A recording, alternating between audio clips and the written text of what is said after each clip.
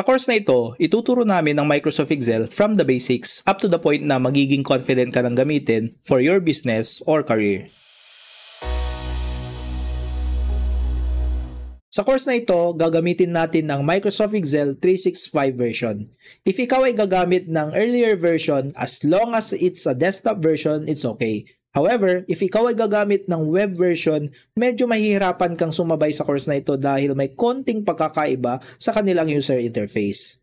Now, let's open up Microsoft Excel. To start, let's click on the search bar. Then we can type Excel and magpapakita ang Microsoft Excel. We can also simply click on this icon and magpapakita rin ang Microsoft Excel. Now, let's click and a new window will appear. In this window, we can create a new blank workbook or workbook from different templates provided by Microsoft Office, or we can simply open an already existing workbook. In my case, meron akong isa dito.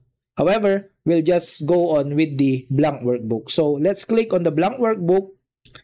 And ayan, meron tayong na-create na isang blank workbook. As a good practice, we almost always need to save our blank workbook immediately. Bakit? Kasi this is to avoid data loss. Although merong autosave feature si Microsoft Excel, sometimes it doesn't guarantee 100% na masasave lahat ng files or mga work na pinaghirapan mo so far. So ayun. To save, let's simply click or let's simply press Ctrl S. Ayan, may lalabas na bagong window. And in this window, we can rename our file and choose a location kung saan natin gustong isave yung file. So in my case, let's say, i-rename natin siya YouTube Lesson 1. And in the location, pipiliin ko lang muna si desktop and click save.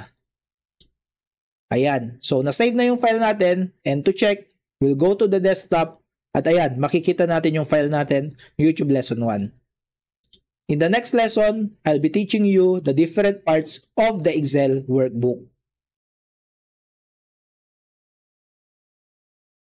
Kapag gumagamit ka ng Microsoft Excel, it's very important to familiarize yourself with its different parts in order to efficiently use it. Now, let's discuss first the Quick Access Toolbar. Dito sa Quick Access Toolbar, makikita natin yung mga different commands such as the autosave functions, the save command, the undo and redo. We also have the current workbook name. Meron ding search dito. Pwede ka mag-search kapag may katanungan ka tungkol sa Excel. Meron din ditong mga minimize, maximize, and close button. The next part is what we call the ribbon. Probably one of the most important part of the Microsoft Excel. Dito sa ribbon, makikita natin yung mga different commands that we will be using in organizing our data. Dito, makikita natin yung home tab. So, ito ay naka-organize into different tabs. Pag sinabi kong tabs, these are the home tab, insert, draw, formulas, up to the power pivot tab. So, ayan. Under each tab, meron tayong makikitang mga different sets of commands, and these sets of commands are actually organized into groups. So yung mga groups na to ay in accordance with their functionalities. So for example, we have the clipboard group under the home tab. The clipboard group includes copy, cut, and paste command and format painter. So these are actually related to each other. So nakagroup siya according to their functionality. Next, we also have the font group. So under the font group, makikita nyo yung mga different commands related to altering our fonts. So pwede nating mapalitan yung kulay ng font style, yung laki ng font, and also yung kung ibobold ba natin, italic, etc. And kung mapapansin nyo rin, under each group, we have this small arrow on the bottom right. Kapag kinlik natin ito, may mag-open up na bagong window. In this new window, meron tayong further options na pwedeng gawin. Pero for now, wala tayo munang gagalawin dyan. Okay? So that's the ribbon. Next is the formula bar, another important part of the Microsoft Excel workbook. So dito sa formula bar, dito tayo pwedeng mag-input ng data as well as gumawa ng mga formulas and functions. Later on, we will be discussing formulas and functions. Next is the name bar. The name bar is actually the the bar which indicates kung ano ba yung currently active cell. So, ano ba yung cell? I-discuss natin yon on the next part, which is the Excel worksheet. So, ito yung Excel worksheet. In the Excel worksheet, we do most of our work. Okay? So, currently, we only have one worksheet sa workbook na YouTube Lesson 2. However, a workbook can have multiple worksheet. So, to add a worksheet, pwede natin i-click yung plus sign na ito.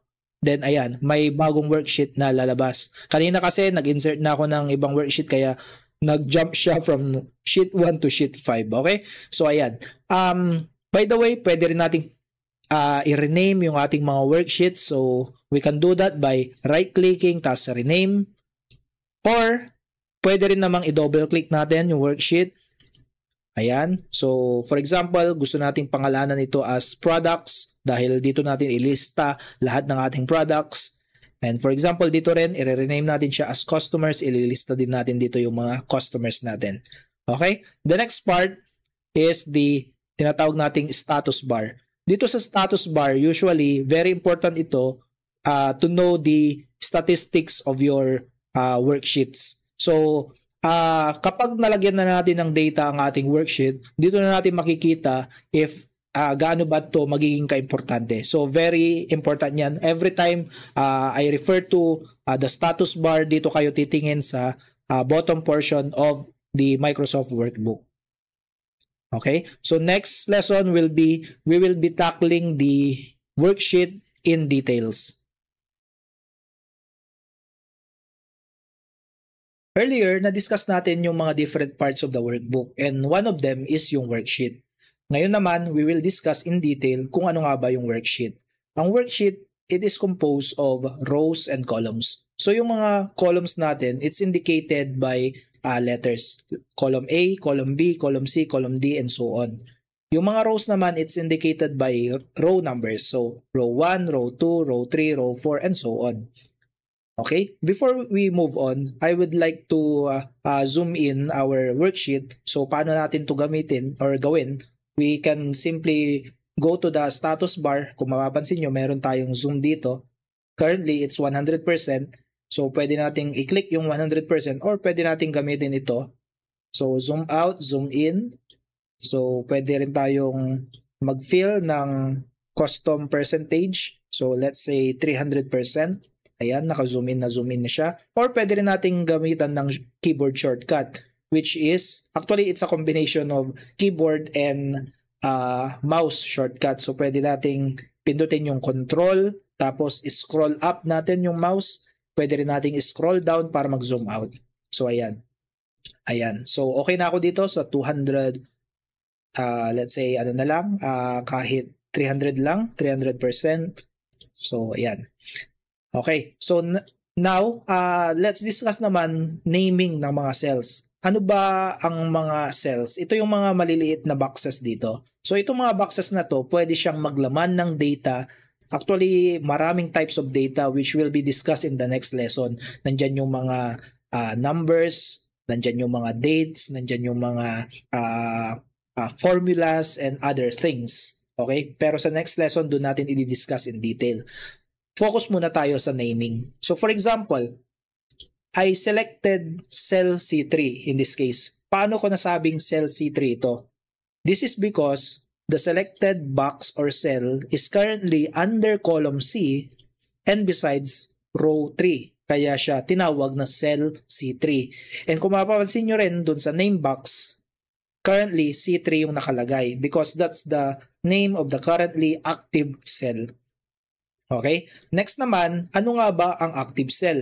Ang active cell ay ang cell na kapag nag-type tayo ng data ay doon siya pupunta or papasok. So for example, tayo ay nasa cell C3 which is currently the active cell. Kapag nag-type tayo ng data, let's say accounting, doon siya mapupunta. And mapapansin nyo, kapag nag-type tayo ng word na accounting, unless we press another key which is either tab or enter, hindi siya tuluyang magkukumit or papasok doon sa cell C3. So, This is indicated by a cursor. Nakikita nyo naman, nagbi-blink yung cursor dito, meaning hindi pa natin fully nakukommit or na-enter or nalalagay yung data sa cell C3. So to commit that data, it's either we press tab or we hit enter. Anong pagkakaiba? Pag nag-press tayo ng tab, the next active cell will be the one on the right. So kung mapapansin nyo, previously, ang active cell natin ay cell C3 wherein doon natin pinasok yung accounting, pero nang nag-press tayo ng tab, automatically napunta siya sa cell D3. Pero ibahin naman natin, let's say enter yung ginawa natin. So paano mag-delete ng data? Simply select the cell and press delete. Okay, paano naman kung enter ang ginamit natin? So accounting tapos enter. If we hit enter, instead of going to the right, it will go down. Ayan. So, from cell C3 being the active cell, ngayon naman C4 na ang active cell. Okay, let's delete this data. Now, let's discuss what is the difference between an active cell and a selected cell. An active cell is actually the cell na kapag nag-type tayo ng data, doon mapupunta yung data. However, yung selected cell, you may select multiple cells. However, dun sa selected cells, iisa pa rin ang active cell. Hindi pwedeng maging active ang marami despite being selected. So for example, we selected cell B2 to cell D2.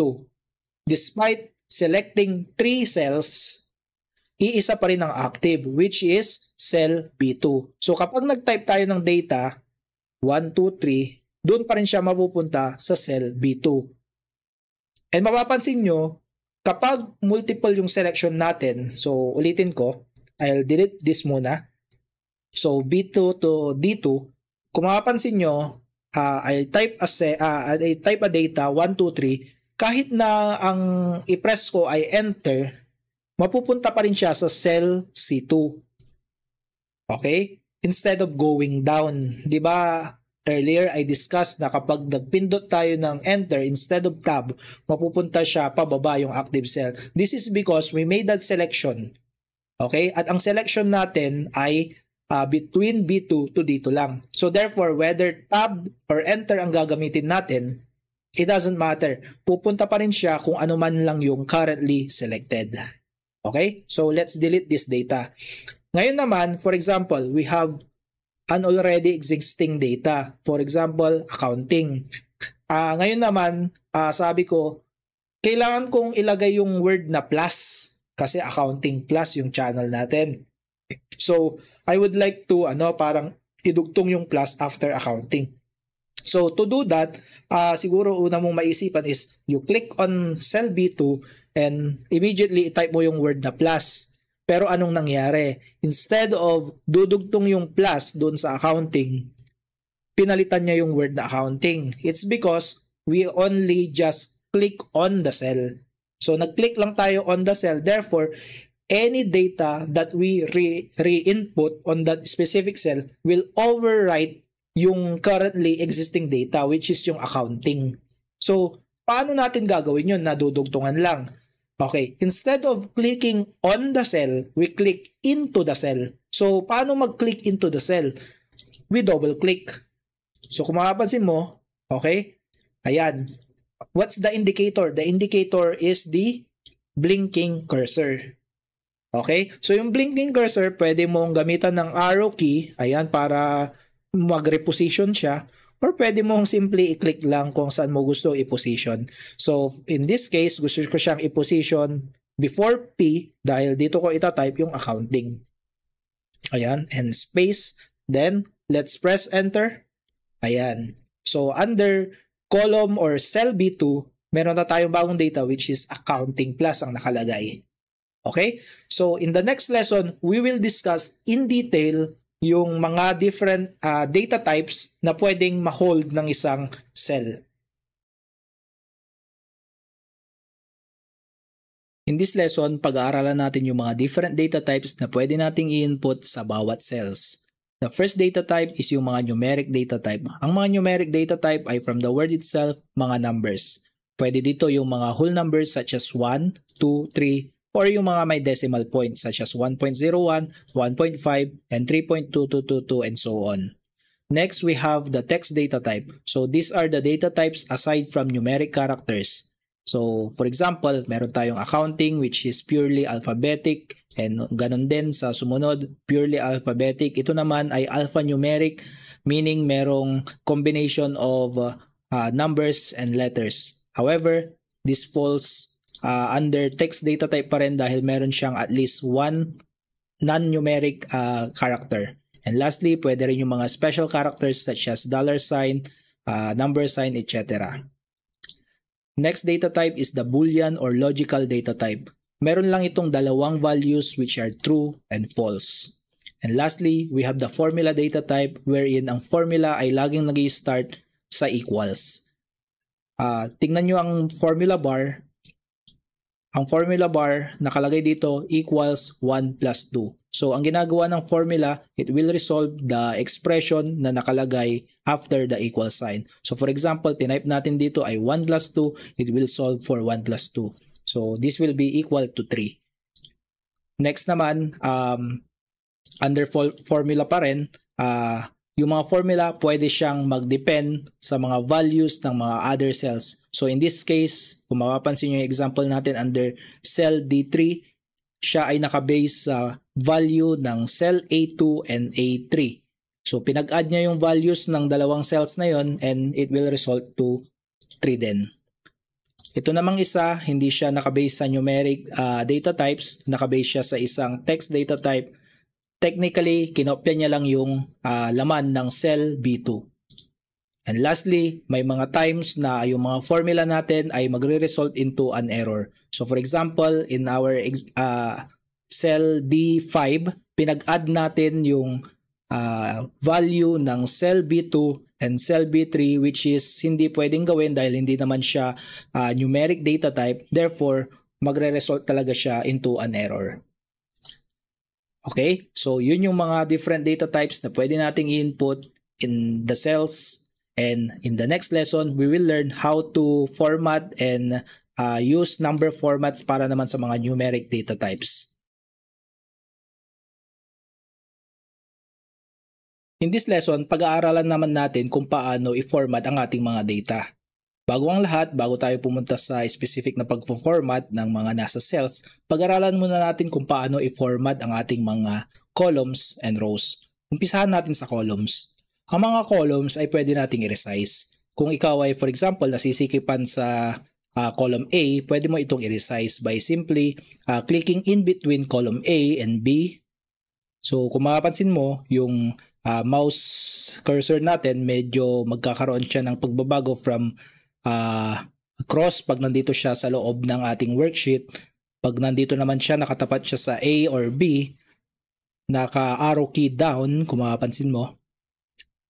Pero kapag nilagay mo siya in between A and B, medyo magbabago, and that's the time na pwede natin i-click yung ating left mouse button, then i-drag ito pa kanan para lumuwang. So ayan. Another method is pwede nating i-right click yung column na gusto nating baguhin ng ang laki or luwang. So in this case, punta tayo sa column width. So dito, pwede nating numerically i-adjust ang ating mga columns. So for example, gusto natin 10, click natin OK, ayan, magre-readjust siya. Pwede rin naman natin gawing 20, for example, madodoble yung size, and ayan. Same true with rows. Pwede natin siyang palakihin. For example, ganito. Same indicator lang. I-place mo yung mouse cursor mo in between the rows. So once na nag-iba, that's the time na pwede mo siyang i-drag pababa. And ganun din. And again, same with the columns. Pwede rin siyang i-adjust numerically. For example, ito, ibalik natin sa 14 or 15. I'm not sure kung ano yung default. Meron din tayo tinatawag na auto resize. For example, ayaw mo nang mag-isip kung gaano ba kaluwang or kasikip yung need mo para sa isang column or let's say row, pwede mong gamitin yung auto fit na technique. So paano gawin yon? Punta ka in between A and B. Once na tumapat siya sa gitna and nagbago yung ating cursor, instead of clicking and pulling yung column natin, we double click. So try natin i-double click. Kung mapapansin mo, yung column A nag-resize in a way that sakto lang. Okay? Sakto lang yung sukat ng column width and lahat ng mga data ay nakikita pa rin natin. So, same with column B, try natin. Ayan. Paano to gawin sa multiple cells? For example, gusto natin sabay-sabay or marami tayong columns na gustong i-resize. Simple lang. Ibalik natin. So, ayan. I-highlight natin yung mga columns na gusto nating i-resize. Then, kahit saan, either in between A or B or C, pwede nating i-double click once na nag-iba yung ating cursor. Mapapansin nyo. Then double click. Ayan. Automatically magre-resize kung ano yung mga nakaselect na columns. Ganon din sa rows. Pero this time parang para-parehas lang naman ang kanilang mga sizes. Next naman, punta naman tayo sa pagpo-format. Yung pagpo-format, pwede natin siyang gawin under the home tab. And makikita natin dito yung mga fonts, pwede nating ibahin. So for example, bago natin i-format, piliin muna natin yung mga cells na gusto nating i-format. So we select cell A1 to D1. So ayan, nakaselect siya. Click natin tong bold or pwede nating i-press din yung shortcut key na Control B. Ayan. Kung mapapansin nyo, nag-bold. Pwede rin nating baguhin ang alignment. Let's say, lagyan natin siya sa center. Ayan, kung mapapansin nyo, nag-center siya. And then, let's say, gusto natin mag-insert ng panibagong column dito sa left side kasi medyo masyado siyang nakalagay sa parang walang margin. Gusto natin maglagay ng margin. So, gusto nating mag-insert pa ng isang column on the left. Pwede natin yung gawin by right-clicking on the column and pag nag-insert tayo, mapupunta siya sa left side nung column na sinelect natin. So, right-click, then insert. Ayan. Ganon din sa rows. Mapupunta siya on the upper side of the row. So, select row 1, click, right-click, and then insert. Ayan. Napunta na tayo dito. Next naman na formatting na ituturo ko sa inyo ay ang paglalagay ng border. So, for example, gusto nating lagyan ng borders itong mga to. Pwede nating i-select muna. I-select yung mga gusto nating lagyan ng border. Then, on the top, on the ribbon, punta tayo dito sa border. Ayan. Pwede nating piliin na may border lahat. Pag click natin to, ayan, may border sila lahat.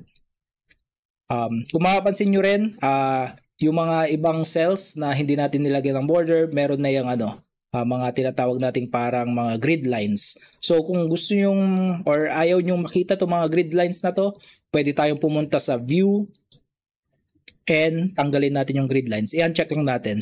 At kung mapapansin nyo, wala na yung grid lines and medyo nakafocus na tayo ngayon dito sa ating table. Next naman, ituturo natin kung paano maglagay ng fill color. Para maglagay ng fill color, i-select muna natin ang mga cells na gusto natin lagyan ng fill color.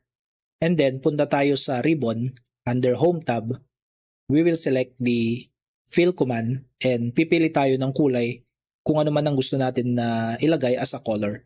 And in my case, I will choose green. Ayan. Kung mapapansin nyo, medyo hindi pa siya readable. So, papalitan ko rin yung font color. And from black, I will choose white. And kung mapapansin nyo, nag-increase ang readability ng ating header and at the same time, na-emphasize din ito. Next naman, ituturo ko sa inyo yung tinatawag nating mga number formats. So from the word itself, it pertains to yung mga numbers natin. So numeric lang. Yung mga text, hindi masyado. Okay? So ito yung mga number formats. If we go to home, tapos dito sa number, if we click on this one, ayan, makikita natin yung mga different number formats. Okay? So for now, yung mga number formats natin ay nakalagay sa general. So, pwede natin itong palitan. So, for example, pwede natin siyang gawing number. Pag number, meron siyang 2 decimal places. Pag currency, meron siyang, in addition to the 2 decimal places, naglalagay din siya ng yung peso sign. Ganon din sa accounting, pero may konting pagkakaiba lang sa format dahil medyo nahiwalay yung peso sign. Pwede rin natin siyang i-convert into a short date. Okay, mamaya i-discuss natin yan in detail. Pwede rin naman natin yung long date. Kung nagganyan ang ating data, ang ibig sabihin lang yan, hindi po yan nag-error. Ang ibig sabihin lang yan, hindi kasya yung data natin. So, pwede nating palakihin. Ayan, makikita na natin. Okay, baguhin natin ulit. From long date, gawin naman nating time. Gawin din nating percentage. Ayan. Next, fraction. Technically, ang mag-a-apply lang yung fraction is either ito or ito. However, ito kasi hindi na medyo maliit lang yung decimal point natin. Pwede rin yung mga tinatawag nating scientific notation. Ayan. And lastly, pwede natin siya i-convert into text. Okay. Ayan. Ang mga number formats, actually, ang binabago niya lang, hindi niya binabago yung value kung ano man yung nakalagay dito sa mga cells natin. Ang binabago niya lang is how we present these numbers. So, for example, itong 1.01. So, instead of a number, gusto natin siyang i-present as, let's say, general and bawasan yung decimal places. Let's say, gawin natin na wala siyang decimal places. Gusto natin whole number lang siya. So, kapag binawasan natin, click natin tong dalawang beses, 1 and 2. Kung mapapansin nyo, from 1.01, naging 1 na lang siya. Pero ibig sabihin ba, nabawasan ng 0.1 yung value ng cell B6? The answer is no. Pag tinignan natin yung formula bar, nandyan pa rin yung 1.01. However, iniba lang natin yung presentation. Kumbaga, tinanggal lang natin yung decimal places dahil ayaw nating makita yung decimal places. So, paano natin ma-check if nandyan pa nga rin yung 1.01? Pwede nating i-refer. For example, gamit tayo ng formula. So, under dito sa formula, i-refer natin sa 1.01. So, sa cell B6 and press enter. And ibahin natin yung number format instead of 0 decimal place, lagyan natin ng 2 decimal places. Kung mapapansin nyo, 1.01 pa rin siya. Okay? Ganon din dito. This time naman, instead of magra-round down siya, which is yung 1.01 kasi magra-round down siya, maliit lang siya. Ito naman, medyo malaki-laki siya. So, kapag tinanggal natin yung decimal places, okay, from 1.5, naging 2 siya. Pero nadagdagan ba siya ng 0.5? The answer is no. Kung mapapansin nyo yung formula bar, 1.5 pa rin siya. Again, kapag na-reference natin siya, and we added decimal places, 1.50 pa rin siya. Okay? So, yun yung sa mga decimal. Next naman, yung dates. Okay? So, yung dates kasi, nag-umpisa ang bilang ng ating date from January 1, 1990. Ibig sabihin, ang equivalent ng 1 ay January 1, 1990. 1900, sorry. 1900. And 2, okay, okay, kung mapapansin nyo, equals lang yung mga yan. Okay, pero ibahin natin yung format. Ito, gawin nating date. So, kung mapapansin nyo, nagbibilang lang siya. Ito, number. Ito, dates. So, from 1, ito siya. So, kapag naglagay tayo ng, let's say, ano bang date? January 1, 2024, for example, i-equals natin dito. Okay, so again, sabi ko sa inyo, pag ganyan, hindi lang makita, so kailangan lang nating increase yung width. So, instead of date, gawin nating general. Kung mapapansin nyo, ang number na pinakita niya ay 45,292, meaning this is 45,292 days from January 1, 1900. Okay? So yun yung yun yung mga dates natin. Kaya technically yung date natin under pa rin siya ng tinatawag nating numeric data type dahil technically number pa rin siya. Okay? May mga madalas na pagkakamali ng mga beginner Excel user ay yung paglalagay ng dates kasi kung minsan hindi sila nakakapag-input ng isang valid date. Madalas kasi, for example, October 30, automatically nadedetect naman yan ng Microsoft Excel as a date and mag-a-assign siya ng number. So kapag nilagay natin to siya as short date, ayan, October 30, 2024. However, kapag for example, October, naglagay siya ng period, 2024, tapos naglagay pa siya ng comma, hindi yan mababasa ng Excel as a date. Kaya kapag nilagay natin siyang ganito, walang nagbabago. And kapag ginawa natin siyang number, wala ring magbabago. Hindi ito valid date, meaning nababasa niya pa rin to as a text. Ito ay mapupunta sa text. May mga, in the future kasi, may mga gagamitan tayo ng formula and function na related sa date. So, it's very important na yung mga date natin ay tama, especially na itong Excel ay gagamitin natin for mga financial data na merong, almost lahat naman ng financial data, merong involved na date. So, aside from date, meron din tayong tinatawag na, so nawala yung border dito, i-click ko. Meron din tayong tinatawag na mga percentage. Lalampasan ko na lang yung iba, hindi na masyadong ginagamit yung iba. So, percentage. So, makikita nyo, this is originally 1.5. Ang kadalasan, ang alam ng iba is kapag 1%, pero hindi. Kapag 1, which is a whole number, that's equivalent to 100% in terms of percentage. Kung gusto mong 10%, dapat, siya, 0.01 or 0.1, I mean. So, kapag kinonvert mo siya sa percentage, ayan, 10% siya. Ayan, okay? So, aside from that, wala naman na tayong masyadong importanteng gagamitin sa ibang number formats. Aside from, let's say, gusto nating i-customize further yung ating number format. So, for example, ito, instead of maglalagay siya ng negative sign, magiging red siya. So, tingnan natin. Pag ginawa natin itong negative, so magiging red siya. Pero wala yon sa ating mga default number formats. So, ayan. Ganun po ang paggamit ng mga number formats. And in the next lesson, pag-aaralan natin kung paano gumamit ng mga functions and formulas.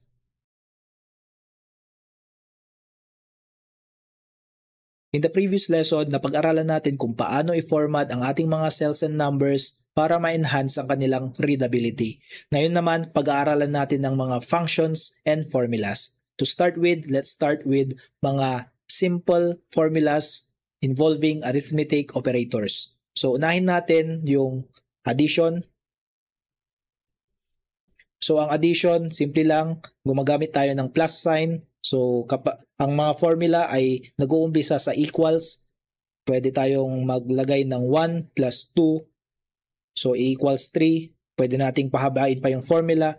1 plus 3 plus 4 plus 5. Ayan. So, inad niya yung 1 plus 2 hanggang 5. And napag-aralan din natin in the previous lessons na pwede rin siyang mag-depend on the values of other cells. So for example, instead of typing yung mga 1, 2, 3, 4, 5, pwede nating i-refer siya sa kung ano man yung value ng E2, kung ano man yung value ng F2, and kung ano man yung value ng G2. So kung makapansin nyo, every time, pwede ko namang hindi i-type mismo yung E2, F2, G2, pwede kong i-click na lang siya. I-click na lang siya using my mouse. So, once na okay ka na dyan sa formula na E2 plus F2 plus G2, pwede na nating i-press yung enter. And then, syempre, 0 dahil wala pang laman yung EF or EF and G2. So, maglagay tayo dito. For example, first number, second number, and third number. Ayan. So, kapag naglagay tayo dito ng number 2, number 5, and number 8. I-add niya lahat to. Okay? Next naman, what if naglagay tayo ng hindi number? Lagyan natin ng G. Makikita nyo, mag-e-error po yung ating formula dahil naglagay tayo ng hindi numeric. Hindi pwede kasing i-add ang mga non-numeric data to mga numeric. So, dapat numeric to numeric lang. Okay? Next naman, subtraction. So, simple lang. Equals, ganun din. F minus G, for example, F, tapos minus G. Lagyan natin ng number, let's say 10, tapos dito 5. Tapos pag ano naman, ibahin natin, mas malaki to, for example, negative 5. Next, for multiplication, ang ginagamit natin dito is yung asterisk sign. So, for example, F2 times, so asterisk, nakikita nyo? Sorry. F2 times G2 or G4. Ayan, 0 pa dahil walang laman. Lagyan natin ng 12 and 56. Ayan, 672. Division naman, last, slash ang gamit natin dito. Equals F5 slash G5. Okay? So, bakit siya nag-error? Dahil 0. Nag-divide tayo sa 0, which is yun yung value ng G5. Pero pag naglagay tayo dyan ng 1, magiging 0 siya. So, ito, maglagay tayo ng let's say 5, tapos ito 2. Ayan, 2.5. So, yan yung mga basic arithmetic formulas na pwede nating gamitin for Microsoft Excel. Aside from that, pwede din nating ipag-combine yung mga different formulas and ifa-follow nyo pa rin yung basic rule, mga PEMDAS rule. Okay? So, take note of that.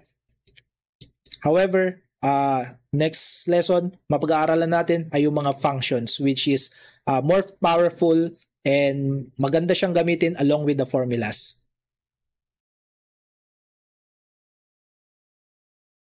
Before tayo pumunta sa functions, pag-aaralan muna natin ang iba't ibang uri ng cell referencing.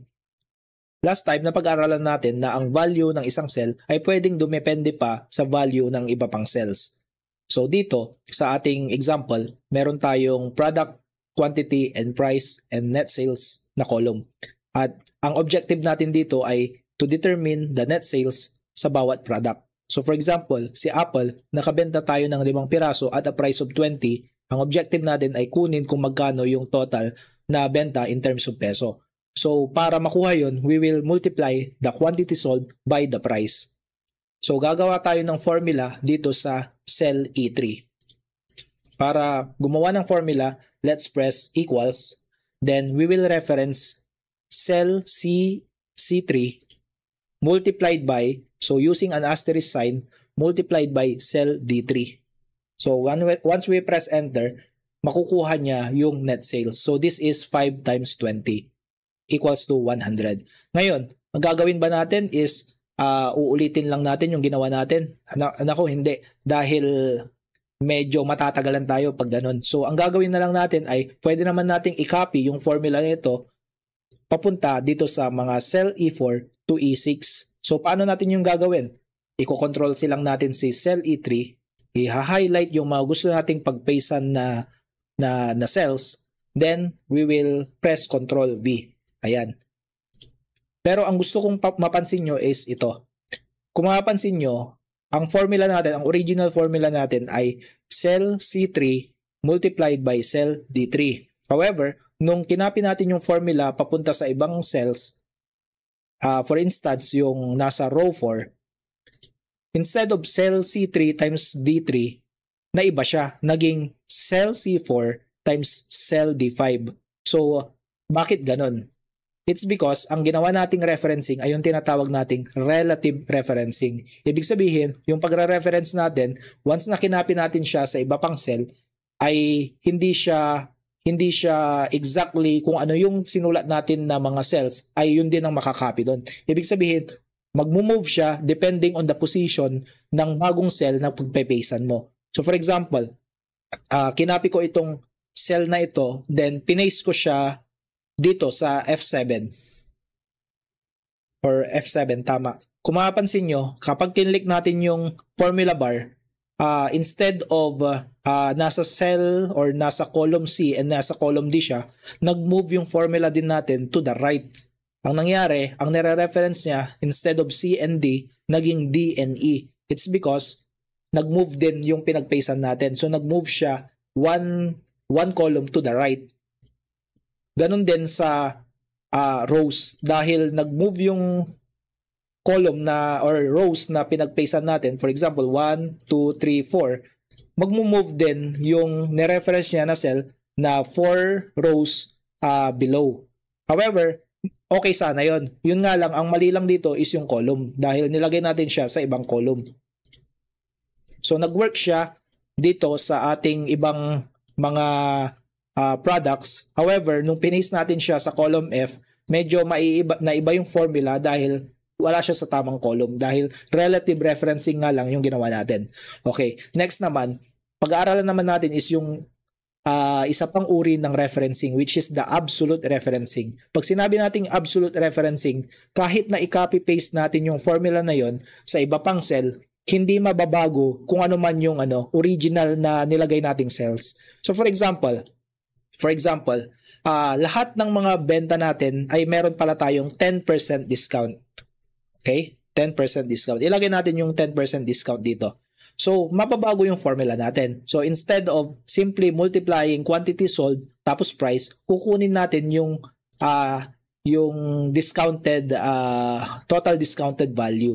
So, i-multiply natin ito sa times 1 minus, lagyan natin ng parenthesis para siya yung unahin, 1 minus, i-reference natin yung discount kasi 100% minus 10%. Ibig sabihin, 90% lang nung total net sales ang supposedly mapupunta dito sa column E. So, 1 minus 10%, ayan. Tapos, i-close natin ng parenthesis, then, ayan. Okay yan, di ba? So, pag ang ginawa natin, kapag ang ginawa natin ay simply kinopy ito and pinaste natin to sa iba pang cells, ang nangyari, mali ang nangyari. Kasi dapat, kapag kinopy natin ito, dapat, when it comes to the discount, naka-reference pa rin siya sa discount. However, kapag chinek natin yung formula dito sa iba pang cells, for instance, cell E4, pag chinek natin yung formula, tama yung unang dalawang cells, C4 times D4, kaso, ang nangyari, mali na yung nung nagma-minus tayo ng discount. Nag-move po yung reference doon sa discount from 10%, from D1, naging D2 siya. Because ang ginawa lang natin ay tinatawag na relative referencing. Ibig sabihin, pag nag-move yung cell pababa, mag-move din yung reference. So in this case, dahil nag-multiply tayo or nag-minus tayo ng price, which is a non-numeric data type, ang nangyari ay mag-e-error yung ating formula. Dito naman, kung makapansin nyo, yung discount natin ay naging 20, which is actually parang 2,000%, kaya nag-negative na yung value natin. Okay, so paano natin to aayusin? Aayusin natin ito by applying yung tinatawag nating absolute referencing. So paano i-apply ang absolute referencing? Balik tayo sa ating formula, puntahan natin si cell D1. Para i-lock yung cell or para gawin siyang absolute reference, ang gagawin natin ay i-click natin yung cell or i-click natin yung D1 dito sa formula, then pindutin natin yung F4. Okay? Pag hindi gumagana, pwede nyong lagyan ng $sign. Okay, $sign dito. $sign before the letter, which is the column letter, and before the row. Ayan. So, ang mangyayari, malalock siya. Okay? So, let's press enter. Ayan. Then, i-copy natin ulit. Copy and paste. Kung mapapansin nyo, tama na yung formula natin or tama na yung nagiging net sales. Kapag chinek natin, kung mapapansin nyo, yung discount, nakalock siya sa cell D1. Yan yung tinatawag nating absolute referencing. Okay? Paano naman? Meron pa tayong isa pang uri ng referencing. Yun yung medyo hybrid siya. Ah, medyo relative siya, medyo absolute siya. So, for example, ganito. Kapag kinopy-paste kasi natin yan, for example dito, okay? Or ibahin natin yung formula. Let's say yung discount nakalagay dito. 10%. Okay? Baguhin lang natin. I-delete lang natin to and i-base natin tong ito dito.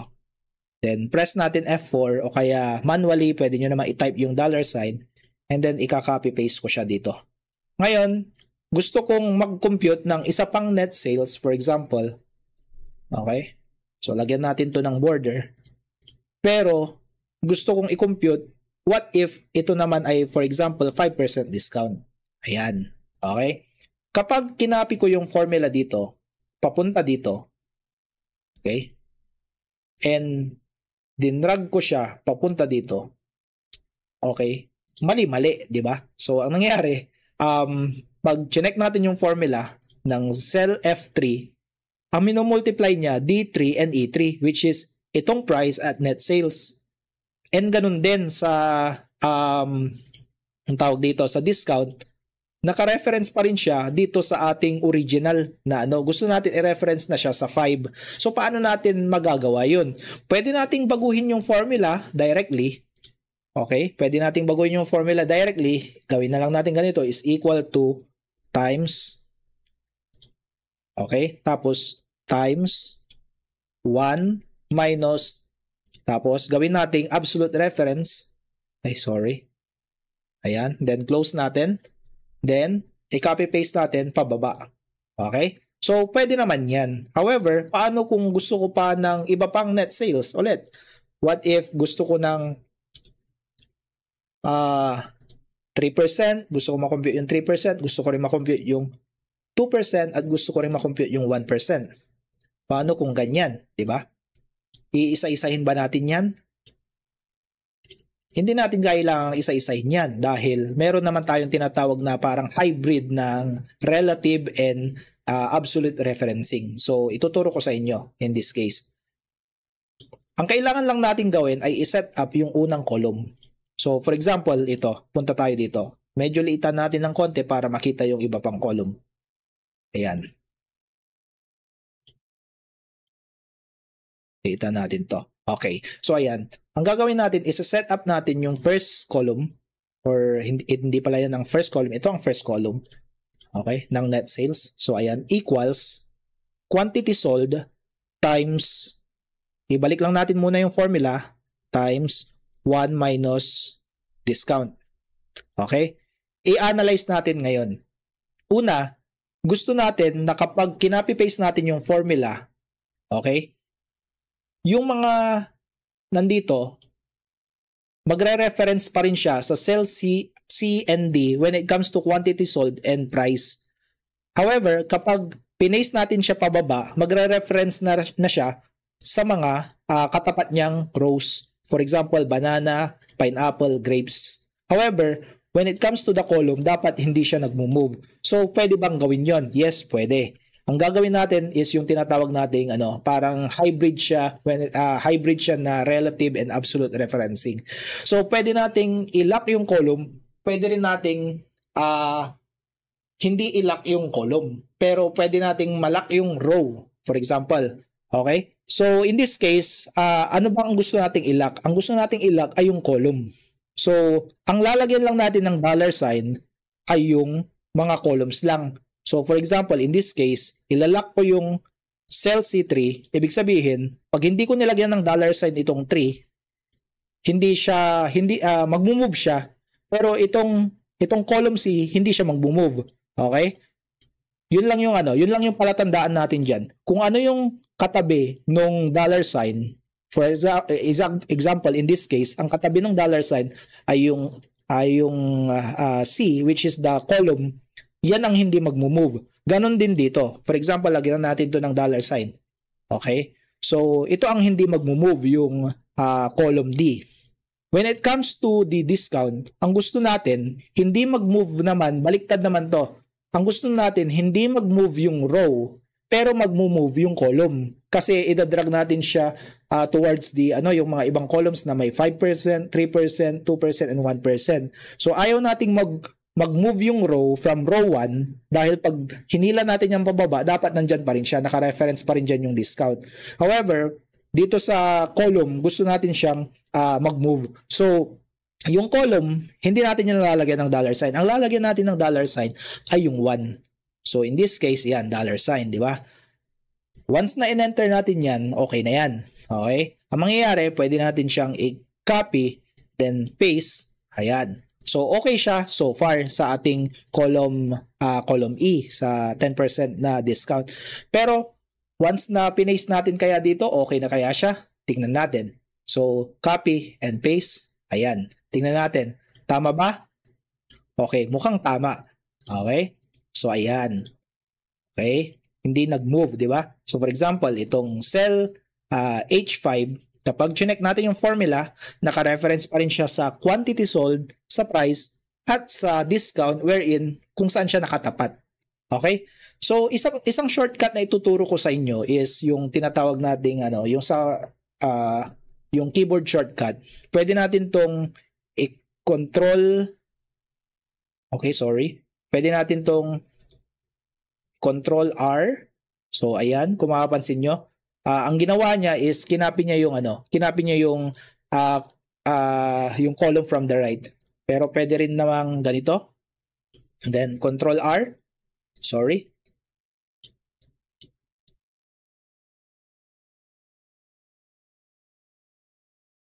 Ayan, Control R, Control R, Control R, pero parang mas tatagal siya kasi isa-isa.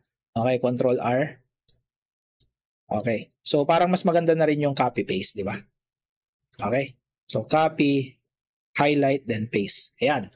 Okay. So, ganun tayo mag-absolute reference at mag-relative reference and yung tinatawag nating parang hybrid dahil may pagka-relative, may pagka-absolute.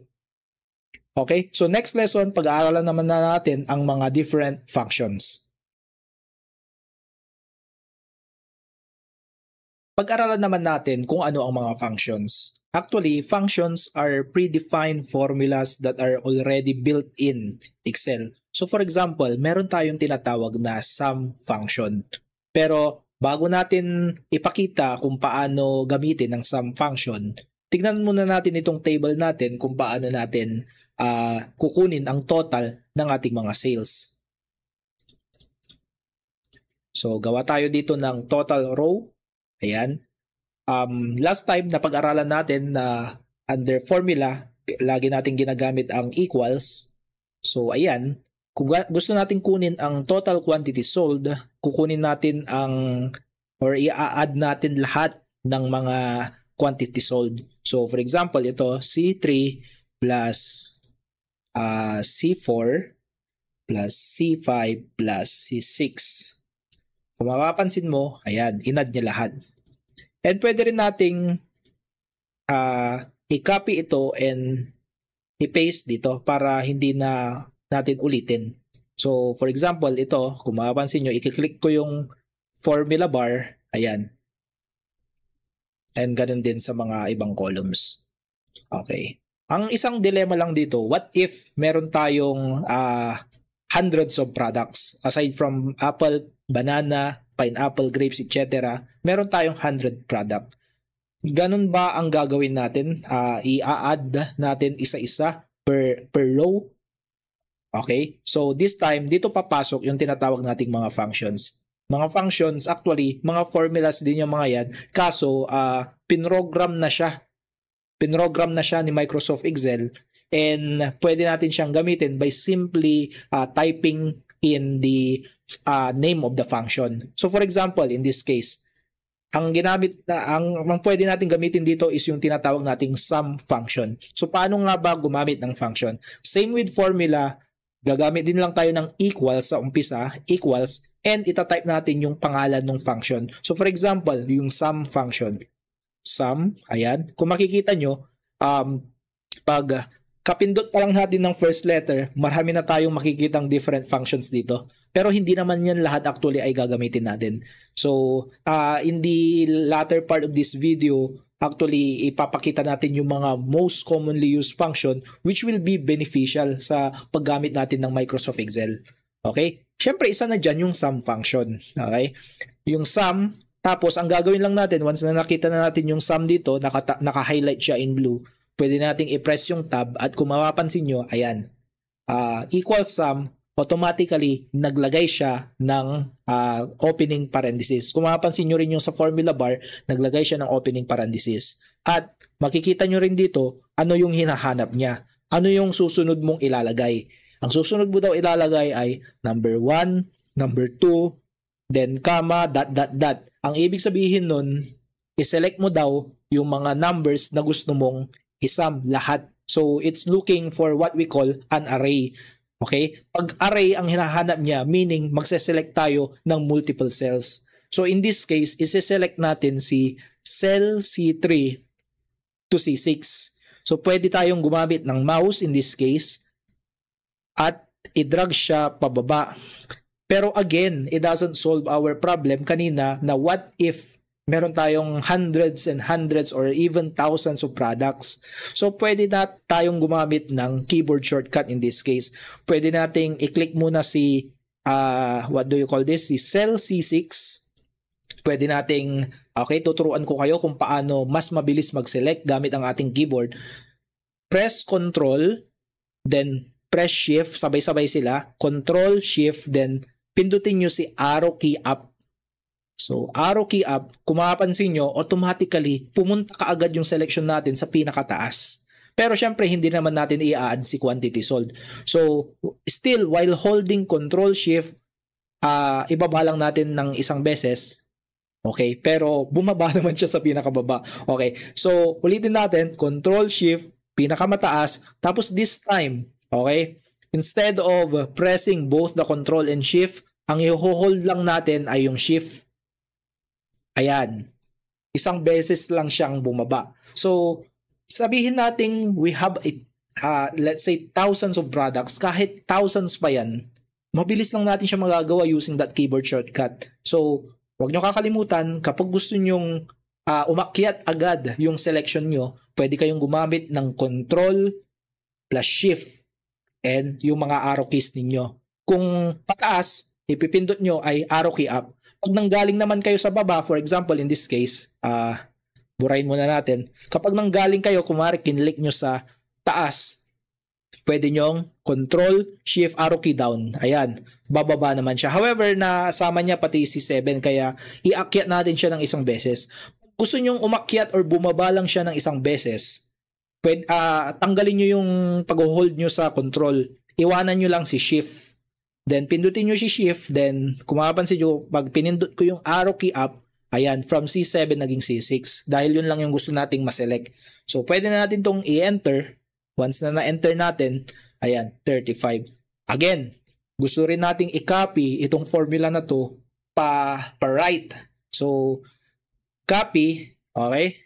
Again, pwede nating i-apply yung natutunan kanina natin na keyboard shortcut when it comes to yung selecting multiple what do you call this? Selecting multiple cells. So, pwede tayong pumunta muna sa cell D7, then hold down Control Shift, then arrow key right naman. This time dahil gusto nating i-select yung mga nasa right pa. So, kung mapapansin nyo, isa pa.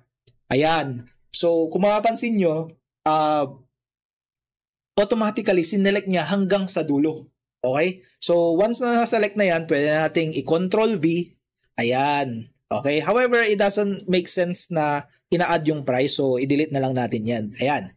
Okay? So, in this case, natutunan nyo kung paano gumamit ng isang function, specifically the sum function, and naturuan ko na rin kayo ng keyboard shortcut when it comes to selecting multiple cells. Okay? Next naman, pag-aralan naman natin yung iba pang function na medyo mas complicated ng konti compared sa sum na i-add nilang laman lahat ng, what do you call this, lahat ng mga selection. Okay? So, punta na tayo dito. Ayan. Meron tayong dataset dito. Very simple lang naman siya. Pangalan siya ng mga estudyante and yung kanilang grade. Ayan. I-center natin para mas appealing tignan. Ayan. Name, then grade. Meron tayong mga, actually, ang dami-daming functions. Pag pumunta tayo dito sa tab ng formulas, makikita natin halos lahat ng functions dito na naka-group into different groups according to their functionality. So for example, under financial function, ang dami, di ba? Ang dami. Pero hindi lahat yan magagamit natin. May mga mangilan-ngilan lang na very important and very crucial when it comes to siguro paggamit natin for our business or for our career as a data analyst or an accountant. Depende yan. Okay? Pero in this video, ituturo natin yan later on. Okay? So nandyan din yung mga logical, nandyan yung mga text, etc. Okay? Pero meron tayong napiling different sets of functions para lang i-analyze tong data na to. Okay? Siguro naman nung high school or nung senior high school natutunan nyo kung anong ibig sabihin ng mga ito under statistics. So meron tayong mean, median, mode, highest, and lowest. Okay? By using a formula, pwede nating makompute automatically itong mga mean, median, mode, highest, and lowest. So, umpisahan natin kay mean. Ang mean, it's simply the average, di ba? Average grade. So, kunin natin ang mean grade. Again, pag function ang pinag-uusapan or formula, laging nag-uumpisa sa equals. So, ang mean is average, yung pangalan niya. So, average, then press tab. So, gaya din ng sum, naghahanap siya ng number 1, number 2, and that meaning naghahanap siya ng range of numbers. Okay? So, at least 2 numbers. Ayan. Click natin dito. Then, okay. Ayaw kong gumamit ng mouse. Okay? So, ulitin natin. Pag keyboard lang gagamitin natin, average. So, ayan, average. Tab, then pindutin ko yung arrow key left para pumunta sa cell C3. Then pipindutin ko ang control shift arrow key down. Ayan, napili ko na yung mga lahat ng grades. Then press enter. Ayan, yan yung mean. Okay? And gamit yung natutunan natin from our previous lesson, bawasan natin yung decimal places. Ayan, gawin lang nating 2 decimal places. Ayan, para mas maganda siyang or mas appealing siyang tignan. Next naman, kunin natin yung median. Ang median is simply the parang middle point or 50th percentile ng ating data. So, equals median. Ayan. Then, gaya ng mean, naghahanap din lang siya ng array of number. So, gamitin natin yung keyboard shortcut natin ulit para mas mabilis. Ayan. Then, enter. Okay? So, ang median ay 85. Para maging consistent, gawin din natin 2 decimal places. Sorry. Ayan. And mode, lastly. Mode, ayan. Mode. Okay. Same lang. Then, highest. Pag highest, ang gagamitin natin na function is yung tinatawag nating max function. Max, kukunin niya. And parehas din, naghahanap siya ng numbers. And kapag lowest naman ay minimum or min. And ayan. Okay? So, gawin natin consistent yung ating formatting. Gawin natin, okay, ayan. So, para-parehas na silang 2 decimal places. And ayan, na-compute natin yung mean, median, mode, highest, and lowest using functions.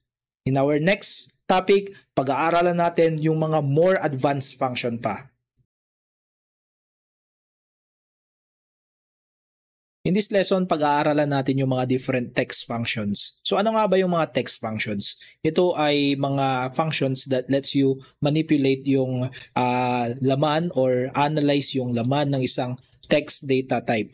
So for example, in this case, meron tayong mga different functions na nilagay dito and siguro i-add din natin yung substitute. Okay, meron tayong 1, 2, 3, 4, 5, 6, 7 na functions na text functions specifically na ifo-focus dito. Siguro dagdag na rin natin ang lower and upper. Ayan, para ano na siya, 9.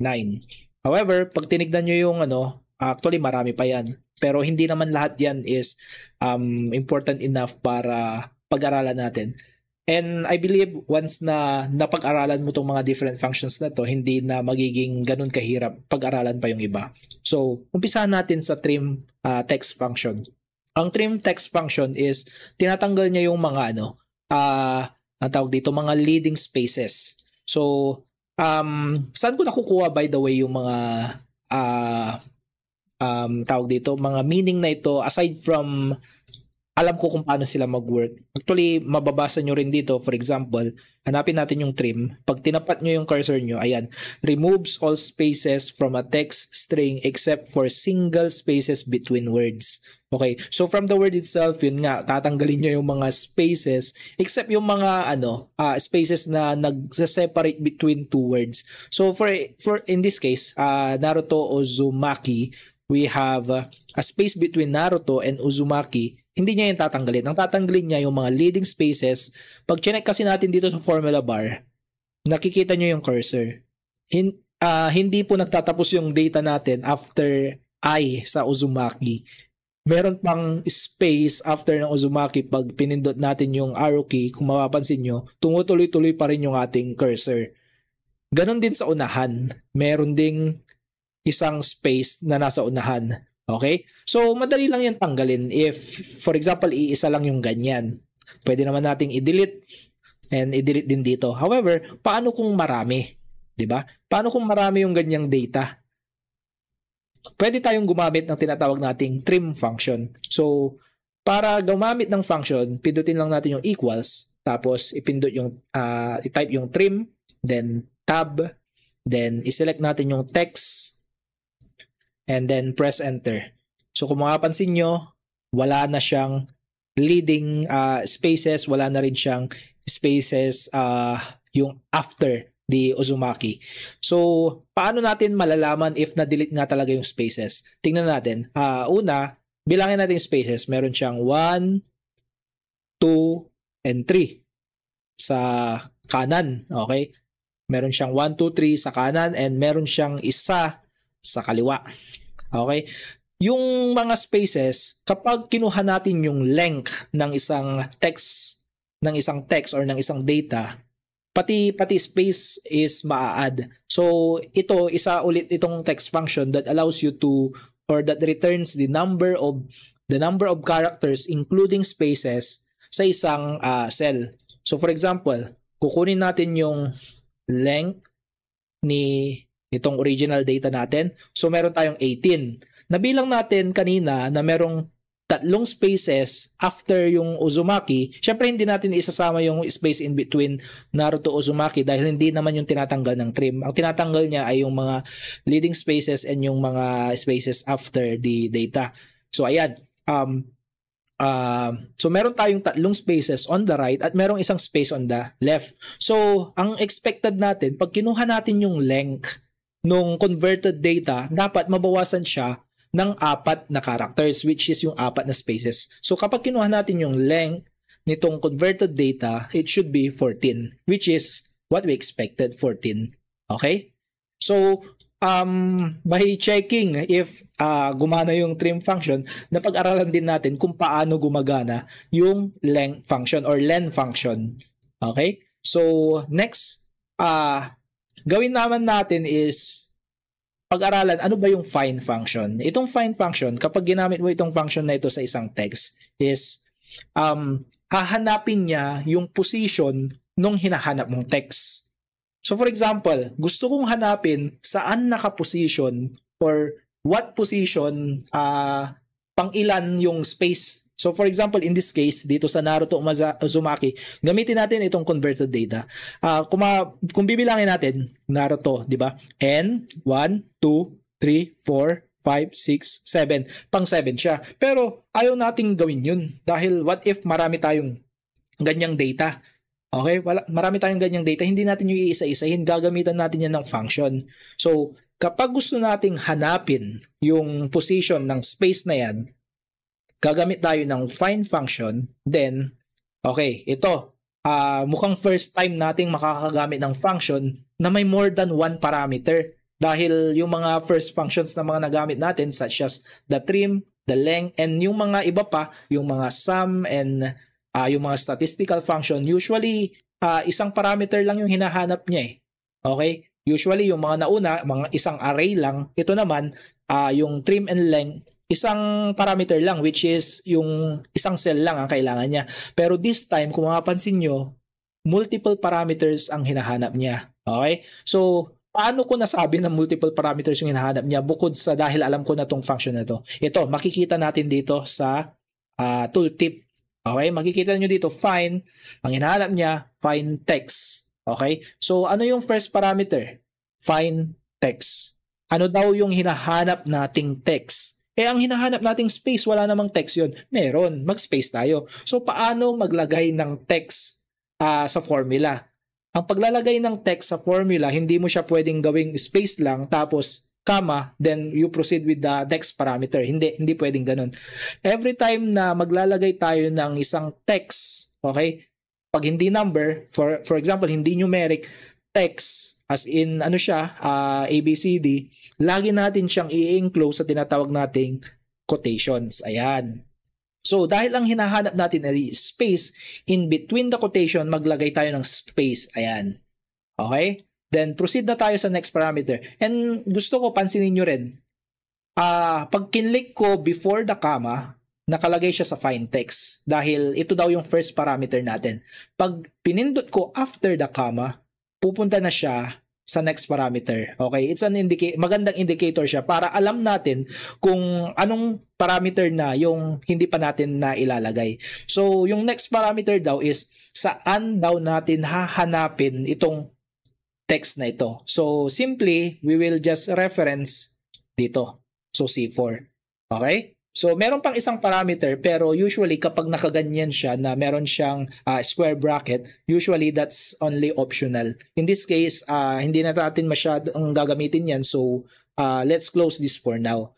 And let's press enter. And sinabi dito, pang 7, which is, yun ba yung nabilang natin kanina? So, ulitin natin, 1, 2, 3, 4, 5, 6, and pang 7. Tama, pang 7. Okay? So, ngayon, alam na natin kung nasaan ang location ng ating let's say ang tawag dito yung space. Paano kung from this data gusto ko lang hugutin lahat ng mga let's say text na nasa kaliwa nung let's say nung space. Okay? So gusto kong hugutin lang yung word na Naruto. Bukod sa nakikita ko kaagad na yung first word which is the Naruto ay the first 6 letters. So pwede kong ilagay dito na left. Diba? Left. And ang parameter dito is yung text. Then ilagay ko, kukunin ko yung first 6. Okay? First 6 characters. So pag pinindot ko yan, kinuha niya yung Naruto. Ayan. Kinuha niya yung Naruto. However, paano kung marami tayong data? At hindi pare-parehas na yung first name ay let's say 6 letters na such as Naruto, di ba? Anong gagawin natin? Magbe-base tayo dun sa space. So assuming lahat ng data natin isa lang ang name and isa lang ang last name. Okay, isa lang ang first name at isa lang ang first name and iisa lang yung space in between. So for example, sige, maglagay na lang tayo ng data para mas ma-imagine natin. Lagyan natin ng Light Yagami. Okay? Light Yagami. Okay. Kung binilang natin yung light, that's only 5 characters. So kapag kinapin natin to, wait lang, naka-reference siya dito. So, ibaba lang natin. Paguhin lang natin. Gusto ko nakatapat para mas malinaw. Okay. Okay natin dito. Okay. So pag kinapin natin itong formula na to dito, kung mapapansin mo, okay? Anong mapapansin mo? Nakuha niya pa rin yung light. Yun nga lang, nagkataon lang yun. Dahil after ng light, space na kasi yan. After ng light Yagami, after ng light space, actually na-capture niya pati yung space. So, hindi lang siya nakikita dito sa ating Pero kung let's say ibahin natin yung maglagay tayo ng let's say okay, si na lang. Hindi, 6 letters din to. Ano pa? Okay, sige, mag-isip na lang tayo ng kunwaring last name ni Saitama Santos, for example. Ayan. Okay? So kung mapapansin nyo na nakat na yung A kasi naka-fix lang yung ano natin eh. Naka-fix lang yung kinukuha nating certain number of characters from the left. Kaya nung kinapin natin yung formula papunta dito, naputol yung A. Pero how do we dynamically, let's say, implement yung ating gustong mangyari, which is kukunin natin lahat ng nasa left side ng space. So ang gagawin natin, we will refer instead of typing yung number of what do you call this, the number of characters from the left na gusto natin makuha, dapat i-compute natin ito dynamically. So paano natin ito i-compute dynamically? Gagamitin natin yung find kanina. So i-copy ko lang to, itapat ko lang dito para pantay-pantay. So ayan, okay. Ayan, medyo pagandahin natin para maganda yung presentation. Ayan, okay.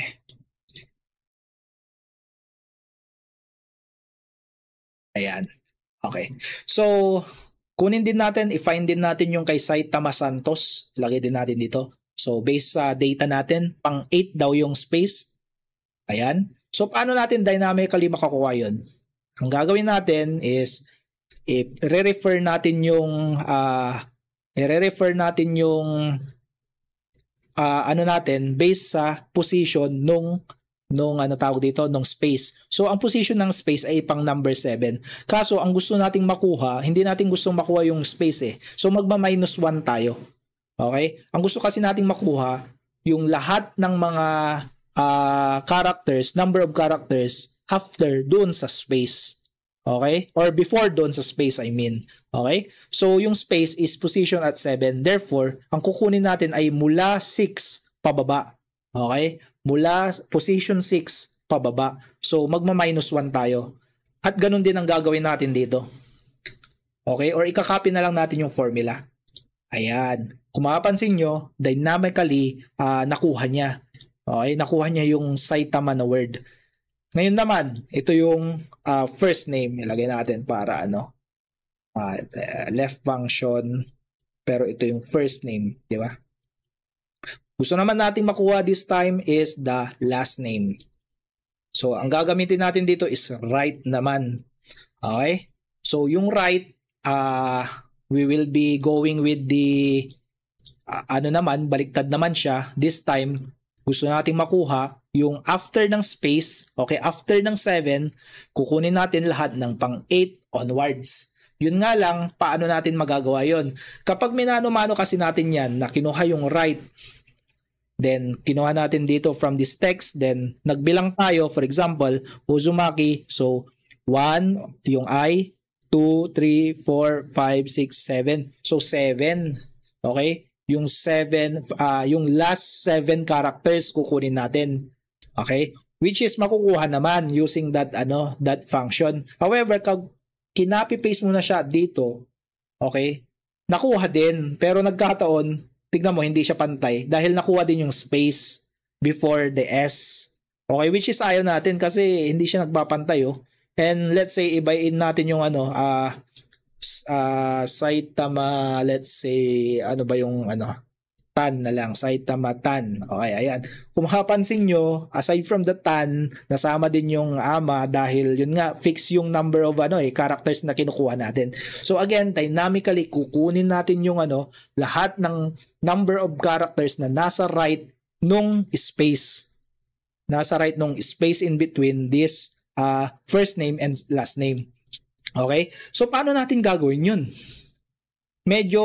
This time, medyo mas komplikado siya ng konti dahil aside from the find, gagamitin na rin natin ang powers ni length. Okay?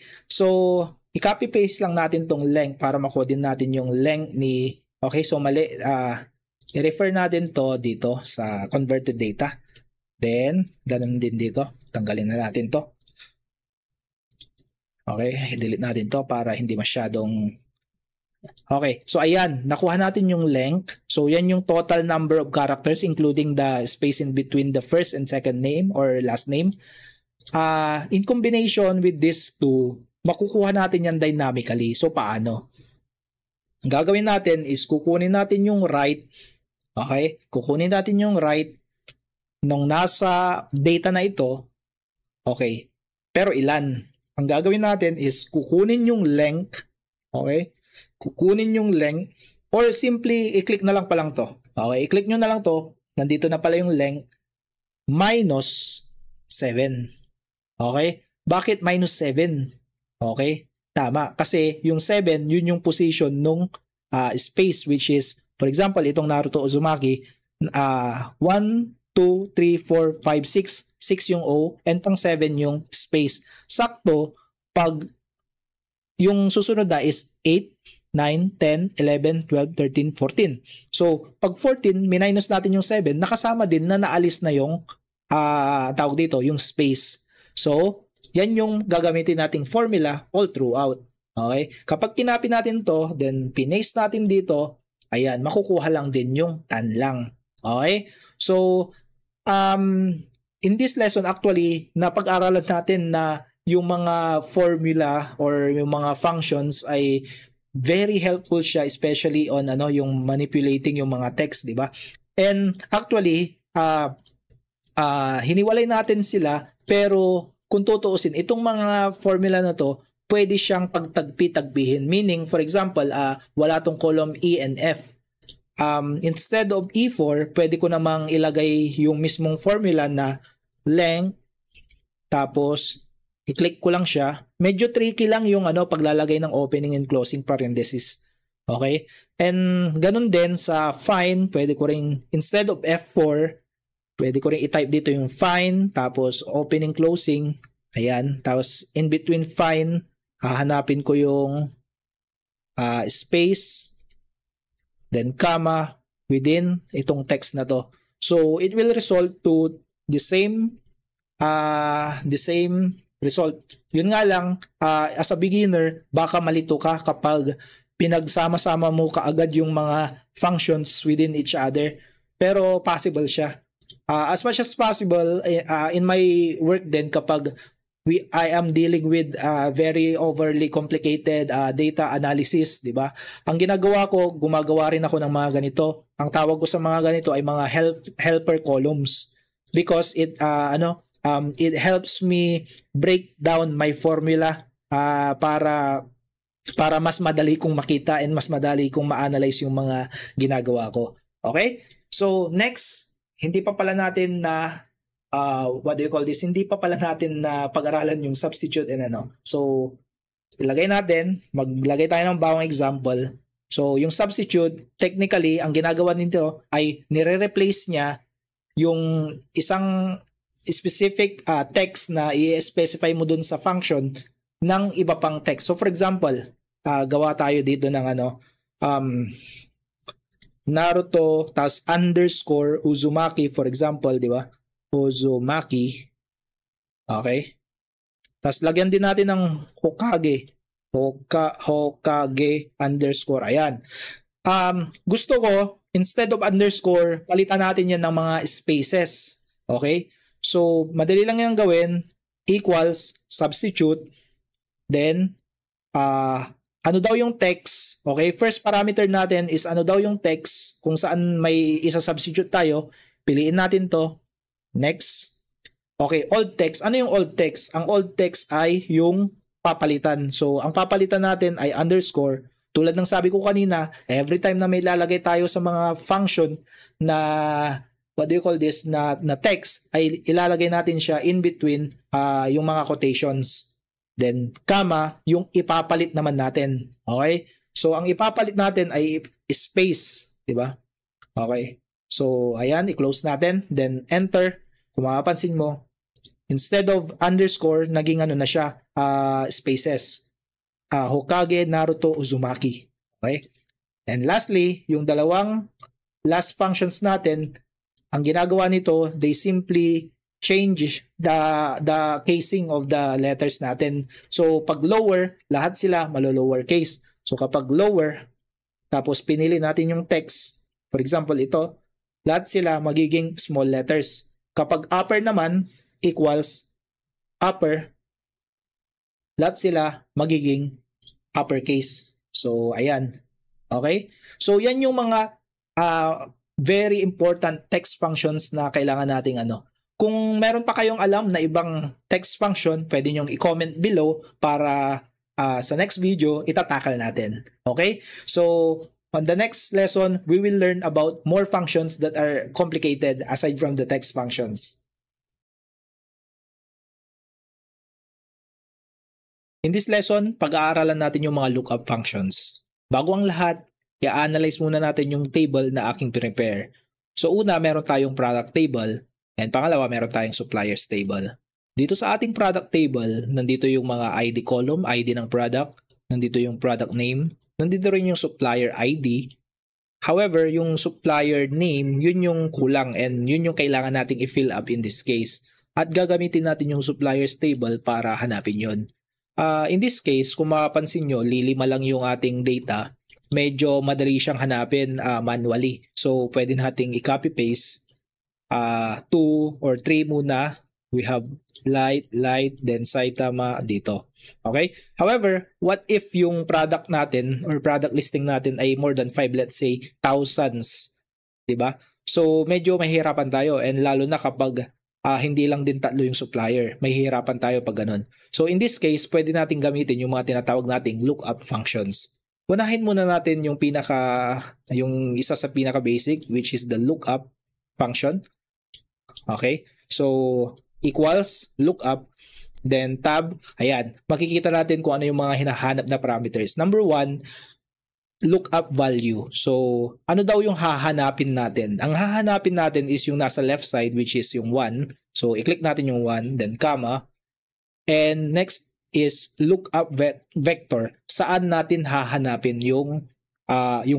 So, in this case, i-highlight natin tong multiple selections, di ba? G4 to G6, which is dyan mahahanap yung mga supplier IDs. And in this case, gagamitin natin yung absolute reference para pag nag-drag tayo ng formula or nag-copy-paste tayo ng formula from dito sa column E ay hindi siya gagalaw. So once na okay na yan, comma, saan naman natin ilalagay or ano ang parang kumbaga ipapakita natin under column E. So dito naman tayo mag-highlight, which is yung H. Kung nahanap niya yung 1, for example, nahanap niya yung 1, ito naman ang ilalagay niya as a result. Okay? So, the same with ID, kailangan din natin tong i-absolute reference para once na kinapin natin yung formula ay hindi siya gagalaw. So, press enter at ayan, nahanap niya si Goku. Next, kapag kinapin natin ito from cell E5 to E8, then paste, ayan, automatically na-look up niya yung ating mga supplier name. However, medyo may limitation ito at hindi ko to madalas gamitin. Actually, parang never ko tong ginamit in my actual work. So, isa sa napansin ko kasi, let's say meron tayo ditong supplier ID na 4. Kung makapansin nyo, light pa rin ang nilagay niya dahil kapag lumampas siya dito, yung last na value dun sa results results array, yun yung ilalagay niya or yun yung makaka-capture niya. Okay? So kahit ilagay natin yan na 999, light pa rin yan kasi yun yung last. Okay? At kapag kunwari 0, syempre wala yung 0 and A dahil syempre nandito naman siya. Okay? So medyo may limitation itong lookup. So ayan, ang mga ginagamit natin dito is usually itong mga to, yung mga susunod, VLOOKUP, HLOOKUP, XLOOKUP. Okay? So puntahan naman natin yung VLOOKUP. Yung VLOOKUP, vertical lookup, yun yung complete name. So parang ganun din sa lookup pero this time, tingnan natin para mas madali natin maintindihan. So equals, i-type natin VLOOKUP. Hanapin natin yung lookup value, same lang, parang kanina, then comma, hanapin natin yung table na pagkukuhanan natin yung ng ating mga data. So, unlike yung lookup kanina na pinili natin yung column na paglulookupan and then yung result ng paglulookupan, dito naman, yung table array, ang hinahanap niya dito is yung buong table wherein nandoon yung result, nandoon din yung paghahanapan. So in this case, sabay-sabay nating i-copy or i-highlight or i-select yung mga data dito sa suppliers table. So lahat ito. Okay? So same lang, absolute reference din ang gagamitin natin dito. Next naman, comma, next parameter is yung column index number. Ang hinahanap naman dito is pang ilang column yung ilalabas nating result. So, ang ilalabas kasi nating result yung under column H, which is pangalawang column. Ang hinighlight kasi natin dalawang columns, ID and supplier. So, yung una, ID, 1, pero itong supplier, pangalawa, so 2 ang ilalagay natin. And lastly, nilalagay ko ito exact match para pag nag-search siya, exactly kung ano yung nandito sa ating column D, yun yung hahanapin niya under column G. Okay? So, once na okay na tayo, pwede na nating i-press ang enter and then ayan, hahanapin niya si Goku. And kapag kinapin natin to and pinaste pa baba, ayan, mahahanap niya. Unlike lookup, kapag pinalitan natin ito ng 4, mag-e-error siya, which is a good thing para sa akin kasi it means that alam ng VLOOKUP na yung 4 ay hindi nag-i-exist dito sa ating suppliers table. Unlike yung lookup na kung ano yung last na value dito sa suppliers, yun yung kinukuha niya. Okay? So yun yung VLOOKUP. Next naman yung HLOOKUP. Ang pagkakaiba lang nito sa VLOOKUP, itong VLOOKUP kasi vertical lookup, ito naman horizontal lookup. Ang pagkakaiba nito what if yung table natin nakaayos ng ganito horizontally. Okay? So nag-prepare ako dito ng table na naka-horizontal. Hindi natin pwedeng gamitin ng VLOOKUP in this case. Ang pwede natin gamitin is yung tinatawag nating HLOOKUP. So halos parehas lang siya ng gagawin. Tingnan na lang natin. So HLOOKUP. Okay? Again, the same. Lookup value, comma, then yung table array, same lang sa VLOOKUP, i-highlight natin yung buong table, yung laman ng buong table. So ayan, absolute reference F4. Then pang ilang row ang hinahanap niya ngayon. Yung kanina kasi ang hinahanap niya is pang ilang column. Okay? Yung VLOOKUP ang hinahanap niya pang ilang column, which is pangalawa. Dito naman sa HLOOKUP, pang ilang row daw yung ilalabas natin na result. In this case, pangalawang row din dahil nasa second row yung Goku, Saitama, Light, di ba? Okay, so 2 ang ilalagay natin dito. And lastly, i-exact match din natin ito. So false to. And ayan, i-close na natin, then enter. So same result lang. Ayan. So gaya din ng VLOOKUP, yung HLOOKUP, pag naglagay tayo ng supplier ID na hindi mahahanap dito sa table na to, mag-ENA din siya, which is a good thing. And lastly, sa mga lookup na yan, meron tayong tinatawag na XLOOKUP. Itong XLOOKUP ay suppose mula 2019 version ata. From 2019 version onwards yung available to. Sa mga Excel 2016, mga ganon, I think hindi pa siya gumagana. So pero kapag ginamit nyo siya sa Excel web, gagana siya. However, tulad ng sinabi ko kanina, kung hindi naman gumagana yung XLOOKUP nyo, pwede naman natin gamitin tong VLOOKUP or HLOOKUP, or maya-maya pwede rin naman yung index match, which I will teach you later. Okay? So punta muna tayo sa XLOOKUP. Yung XLOOKUP, maganda siya in a way na kaya niyang gawin yung ginagawa ni XLOOKUP, ni VLOOKUP, as well ni HLOOKUP. So, gamitin natin siya in both cases. So, XLOOKUP, tulad ng VLOOKUP and HLOOKUP, maghahanap siya ng supplier ID or yung lookup value. So, same lang. Then, comma, hanapin daw natin kung saan natin hahanapin yung lookup array para siyang lookup actually. Okay, pero with the functionality of VLOOKUP and HLOOKUP. So, ito medyo upgraded version talaga siya. So, gamitin muna natin itong vertical table na to. Lookup array, ito.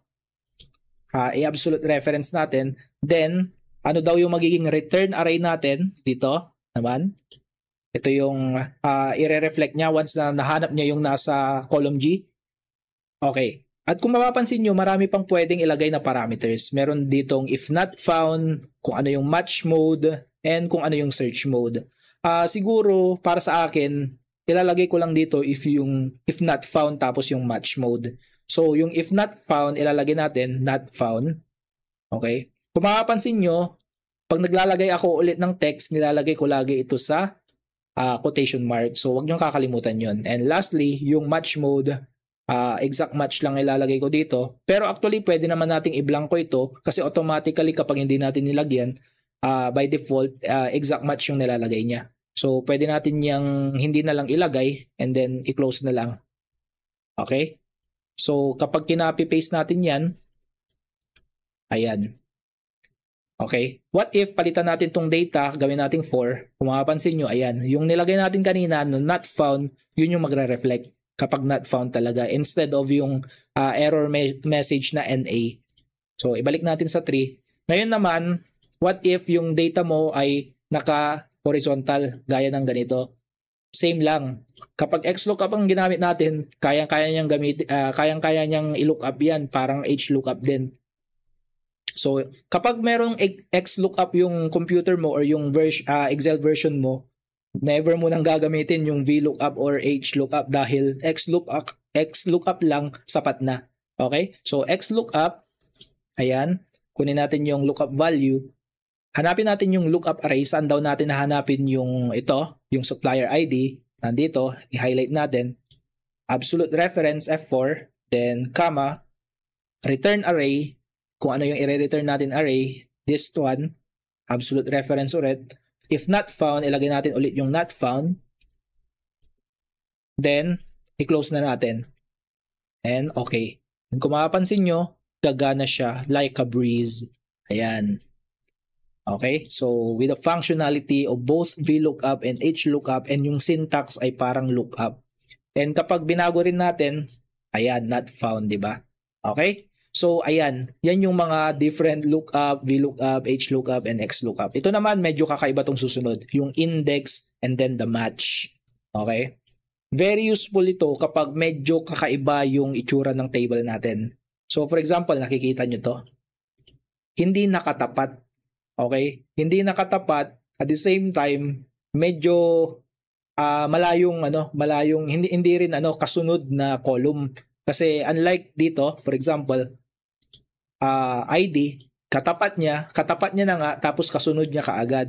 Dito, bukod sa hindi niya siya katapat in terms of row, meron pang in-between na data, which is Japan. Pero, kung mapapansin nyo naman, consistent naman yung ating formatting. Ibig sabihin, sa lahat ng data, para siyang ganun na yung row niya ay maglalampas siya ng isa. Okay? It's below yung result ay below yung ID, tapos merong isang in-between na column. Okay? So, kapag ganun, consistent naman yung data natin, pwede natin gamitan ito ng index match. Okay. Paano gamitin ang index match? Unahin muna natin kung ano ba ang ginagawa ng match. Okay? So, paano nga ba gumagana itong match? Gamitin natin, tignan natin. Equals match. Okay. Match. So, ano yung ilo-lookup natin ng value? So, halos same lang siya sa mga naunang lookup. Hanapin natin yung 1 from this column. Okay? So, absolute reference din. Then, yung match type, ganun din. Exact match ang pipiliin natin. Then, close. Ayan. Ano ang ni-return niya? Okay? Ang ni-return niya ay yung kung pang ilang row siya. So, kung makapansin mo, for example, ito, yung 1, supplier ID 1, pang ilang row siya. So, this is actually 6 rows. 1, 2, 3, 4, 5, 6. 6 rows. First row siya makikita. Yung 3 naman, makikita siya on the 5th row. And yung 2 naman, ay makikita siya on the 3rd row. Which is correct naman, di ba? So, yun yung ginagawa ng match. Nire-return niya kung pang ilang row siya from the array na sinelect natin. Which is from J7 to J12. Okay, ayan. So, paano magiging useful itong ang tawag dito, paano magiging useful itong positioning ng row natin kapag kinombine na natin siya sa tinatawag nating index. Itong index, tingnan natin. Okay? Index. So ilagay muna natin dito para hindi mawala yung data ng ating match. Okay? Ilagay na muna natin dito, or baliktarin na lang natin. Ilagay natin dito yung match. Okay?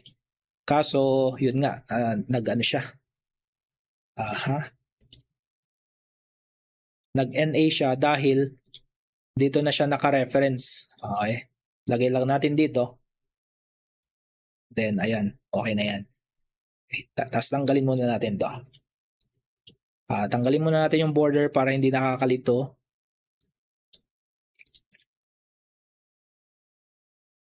Ayan. Ayan, looking good na. Okay. So, yung index, ang ginagawa niyan ay ganito. Pipili tayo ng array and then i-specify natin sa mga susunod na parameter kung ano yung kukunin nating data by mentioning the row number at the same time the column number. So for example, pwede natin tong gawin manually. I-select natin tong array na to assuming alam natin yung kinalalagyan ni Goku. Okay? Yung kinalalagyan ni Goku. Ang kinalalagyan ni Goku actually is nasa row 2 siya tapos column 3. Ayan. Kaya siya gumana. However, hindi naman natin ganun gagawin na mano-mano nating titignan kung saan yung position ng mga supplier name. Di mas maganda na lang na kinopy-paste natin. Okay? Pero, if together with match, makukuha natin yan. Okay? Kapag ginamit natin yung value na na-provide ni match. So, saan natin isisingit yung value na na-provide ni match? Dito sa pangalawang parameter which is the row number. Okay? Ayan, row number. Yung column kasi, consistent naman na yan na pangatlo. So, okay na yan. Hindi na natin yung babaguhin kasi kahit naman saan, pang third column siya makikita yung mga supplier name. Whether 1 yan, whether 2 yan, whether 3 yan. Hindi na natin yung babaguhin, fix na yan. Pero itong row number, ito ang medyo kailangan dynamic.